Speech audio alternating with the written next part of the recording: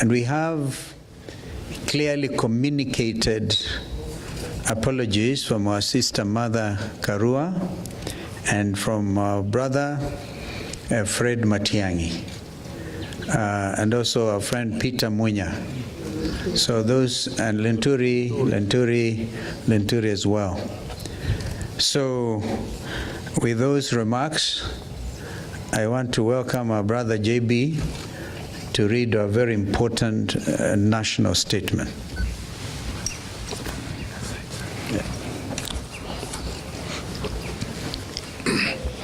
Hi, cousins.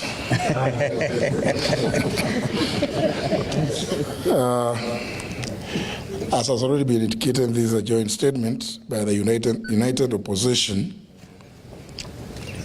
on the murder of Albert Ojwang, as well as the continued intimidation of online and offline critics of the Kenya Kwanza heinous regime. Fellow Kenyans, 3 years ago, none of us could have imagined or predicted that we would listing the atrocities and premeditated killings of Kenyans by the current regime. 3 years ago, many of us were on opposite sides of the political divide. We advocated for our plans and manifestos, eager to make a difference for our country, for the better, for posterity. Whether on the Kenya Kwanza or Azimio la Umoja, One Kenya Alliance sides, none of us gathered here today would have made security or ensure that our staff and their families, indeed our own families, have a hotline for protection and help, because the threat of abductions and illegal detentions was an imminent reality. We simply did not imagine it. Nor could we ask any Kenyan to prepare for it. This aberration has been perpetuated by the increased illegal surveillance, abductions, and illegitimate detentions, some of them ascribed to mistaken identity. It has become the modus operandi of a callously inhumane, Ruto-led regime.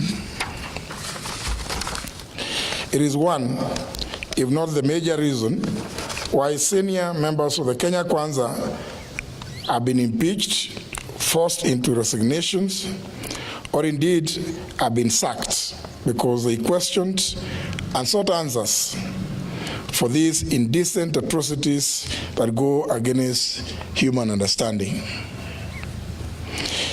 It is the reason, ladies and gentlemen, that these brave souls, unbound and uncompromised, stand here as the united opposition determined to komboa Kenya. Friends, our beloved republic, when that 1-year-old Albert Ojwang walked back to his home in Migori on June 6, 2025, neither he nor his parents, his relatives, and his young wife were aware that these were his last hours on earth. Albert was neither sick nor wounded. He had in fact spent the day actively planning his home garden, calculating its eventual harvest. Albert, a Kiswahili and religious studies teacher based in Voi, was a single hope of his parents and father to a 2.5-year-old child. Albert was picked up by police officers riding motorcycles in Kakot, Homa Bay, and taken away because of an alleged offensive social media post about a senior police officer, now identified as the Deputy Inspector General of Police, Eliud Lagat. 32 hours later, after the police who arrested Albert assured his parents that he was well and only needed a heavy overcoat because Nairobi was cold, Albert was dead. Why Albert was moved from Mawega police station in Homa Bay to Nairobi 400 kilometers from the alleged area of incident, and specifically Central Police Station in Nairobi, and checked in under OB number 13/7/6/2025 at 9:35 p.m. on Saturday, June 7th, remains unclear. There are 26 hours that remain unaccounted for between Homa Bay and Nairobi. 26 hours when a healthy man having lunch with his young family arrived, according to many sources, bleeding with serious injuries, 26 hours before being declared dead on arrival, allegedly at GACHAGUA Hospital, Nairobi, at 1:39 a.m. Today, ladies and gentlemen, this is no ordinary gathering. Albert's family has questions. We too have questions. Kenyans have questions. And indeed, the international community has questions. We all demand answers to the following. 1, the Criminal Procedure Code, Chapter 75 of the laws of Kenya, has clear procedures on arrests relating to cognizable offenses. There should have been a formal complaint and an arrest warrant.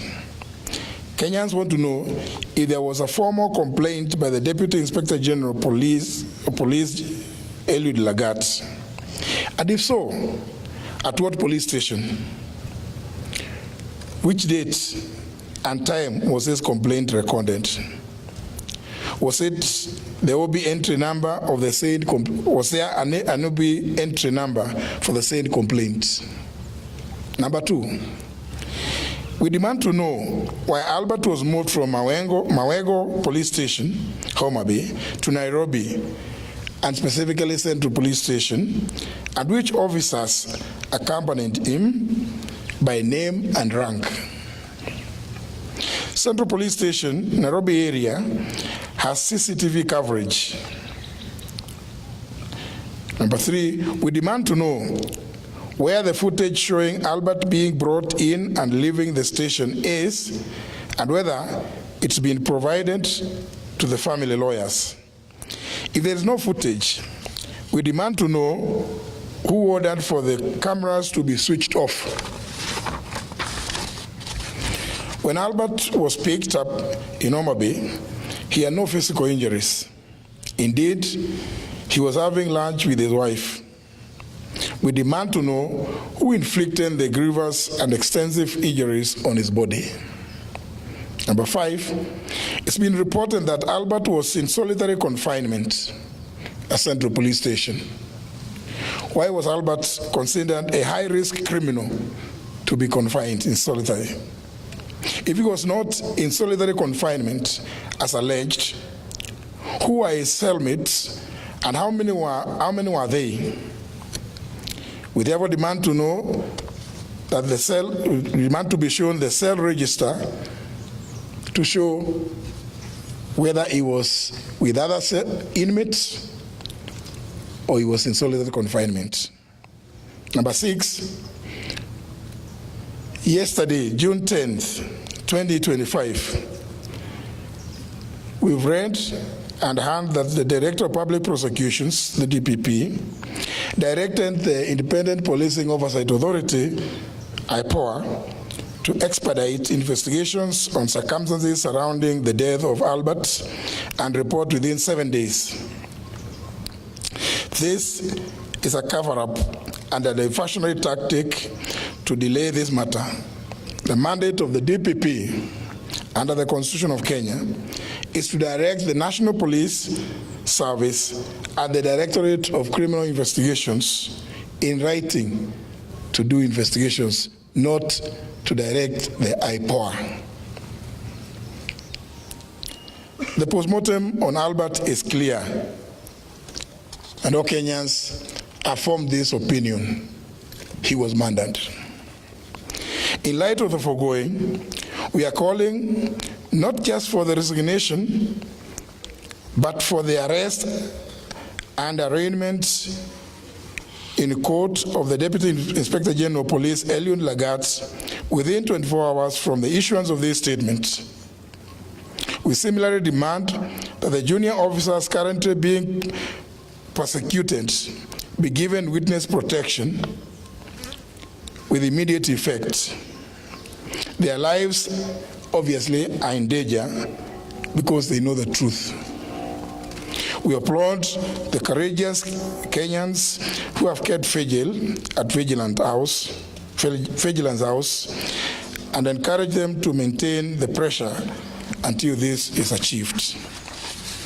We're also aware that Safaricom is complicit and indeed a facilitator in the tracing and abduction of Kenyans who have either ended up dead or maimed in the hands of police like Albert Ojwang. We want to issue a direct warning that this amounts to aiding and abetting in the commission of these crimes against humanity, for which Kenyans will hold Safaricom responsible and either take appropriate legal action or boycott their services. Finally, ladies and gentlemen, due to the persistent targeting, kidnapping and abductions, intimidation, and love arrests and murder of young people by this heinous and degenerate regime led by William Ruto, we reiterate our call for the June 25th to be a people's public holiday, a day of memorial in honor of all Kenyans who have lost their lives under this regime. Thank you. God bless Kenya. I think it's a very clear statement. I don't know whether anybody in here, because I think something so serious needs to be digested as it is. Yes. No questions. Okay. Thank you. Maybe, but anyway, it's okay. Very clear.